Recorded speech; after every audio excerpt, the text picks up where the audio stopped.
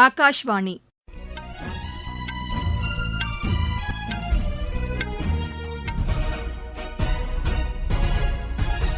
செய்திகள் வாசிப்பவர் லட்சுமி ராகவன். தலைப்புச் செய்திகள். மேற்காசிய நாடுகளில் ஈரானின் தாக்குதல் அதிகரித்திருக்கும் நிலையில் அங்குள்ள இந்தியர்களின் பாதுகாப்பு உறுதி செய்யப்படும் என்று பிரதமர் திரு நரேந்திர மோடி தலைமையில் நடைபெற்ற பாதுகாப்பு அமைச்சரவைக் கூட்டத்தில் முடிவெடுக்கப்பட்டுள்ளது. இந்தியா வந்துள்ள கனடா பிரதமர் மார்க் கார்னே இன்று புதுதில்லியில் பிரதமருடன் உயர்மட்ட பேச்சு நடத்தவுள்ளார். ஈரான் போர் காரணமாக அனைத்து மாநிலங்களும் மிகுந்த எச்சரிப்புடன் இருக்குமாறு உள்துறை அமைச்சகம் அவசர கடிதம் அனுப்பியுள்ளது. பாகிஸ்தானின் ராணுவ கட்டமைப்புகளை குறிவைத்து அழித்ததாக ஆப்கானிஸ்தான் தெரிவித்துள்ளது.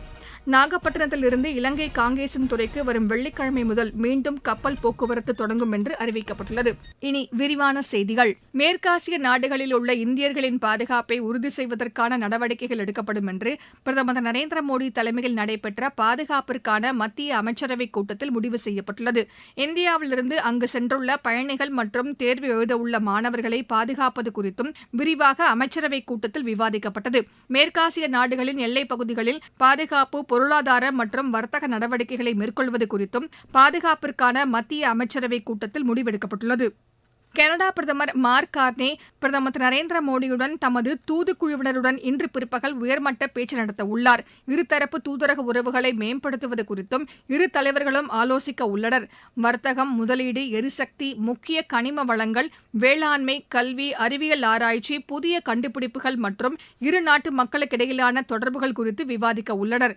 மண்டல மற்றும் உலக அளவில் தற்போது இருக்கும் அரசியல் மற்றும் பொருளாதார சூழ்நிலைகள் குறித்தும் பிரதமர் திரு நரேந்திர மோடி கனடா பிரதமரிடம் பேச உள்ளார். இந்த பேச்சுக்களுக்கு பின் இந்தியா கனடா தலைமை செயல் அதிகாரிகள் இடையிலான கூட்டத்தையும் பிரதமர் திரு நரேந்திர மோடி மற்றும் கனடா பிரதமர் திரு மார்க் கார்னேயும் பார்வையிட உள்ளனர். முன்னதாக இன்று காலை கனடா பிரதமர் திரு மார்க் கார்னேயை வெளியுறவுத்துறை அமைச்சர் டாக்டர் ஜெய்சங்கர் சந்தித்து பேசினார். இந்த சந்திப்பிற்கு பின் அவர் வெளியிட்டுள்ள சமூக வலைதள பதிவில் இருதரப்பு ஒத்துழைப்பிற்கான வாய்ப்புகளை முன்னெடுத்து செல்வதில் கனடா பிரதமர் மேற்கொண்டு வரும் முயற்சிகளை இந்தியா வரவேற்பதாக தாம் தெரிவித்ததாக குறிப்பிட்டுள்ளார். இரு நாடுகளுக்கும் இடையிலான தூதரக உறவுகள் குறித்தும் விவாதிக்கப்பட்டதாக அவர் கூறியுள்ளார்.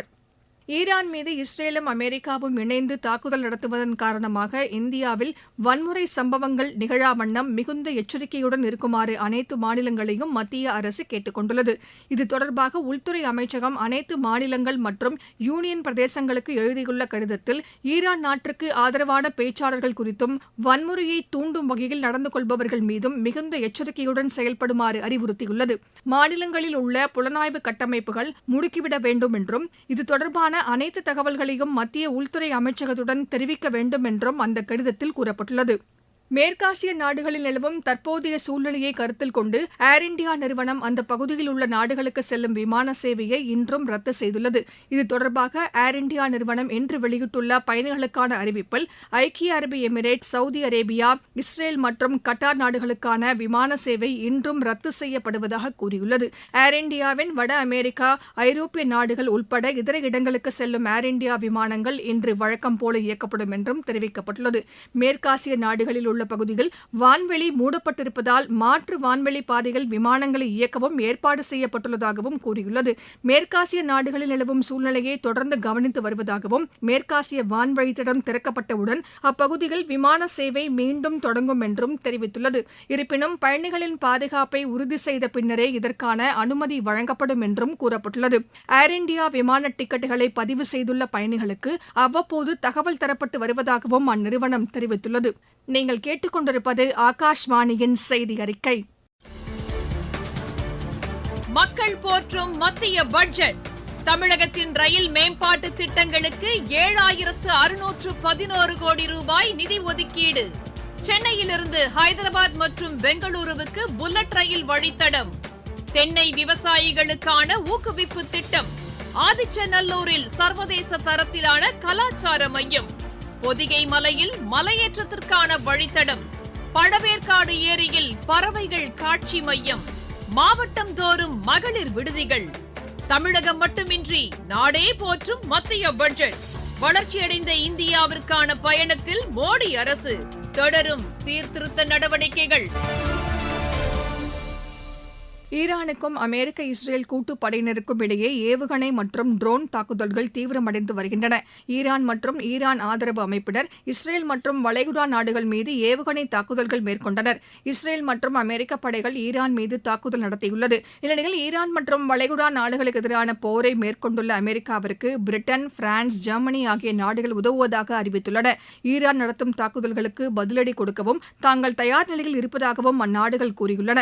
பதற்றமான சூழ்நிலை நிலவி வரும் நிலையில் அமெரிக்காவுடன் எந்தவித சமரச பேச்சுவார்த்தையும் மேற்கொள்ளப்படாது என்று ஈரான் பாதுகாப்புத்துறை அதிகாரி திரு அலி லாரிஜானி தெரிவித்துள்ளார். ஈரான் நாட்டின் தலைவர் அயத்துல்லா அலி காமேனி அமெரிக்க படையினரால் கொல்லப்பட்டதற்கு திரு அப்பாஸ் அரக்சி கண்டனம் தெரிவித்துள்ளார். இந்த தாக்குதல் வன்முறையை தூண்டுவதற்கான நடவடிக்கை என்றும் சட்டவிரோதமானது என்றும் அவர் கூறினார்.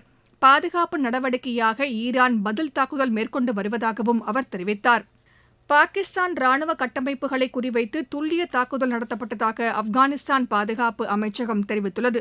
இது தொடர்பாக ஆப்கானிஸ்தான் பாதுகாப்பு அமைச்சகம் வெளியிட்டுள்ள சமூக வலைதள பதிவில் நூர்கான் விமானப்படை தளம், ராவல்பிண்டி 12வது பிரிவின் தலைமையகமான குவெட்டா மற்றும் கைபர் பக்துன்வா ராணுவ கட்டமைப்புகள் மீது தாக்குதல் மேற்கொள்ளப்பட்டதாக கூறியுள்ளது. இந்த ராணுவ நடவடிக்கையின் போது மேலும் பல பாகிஸ்தான் ராணுவ தளங்கள் குறிவைக்கப்பட்டதாகவும் தெரிவித்துள்ளது.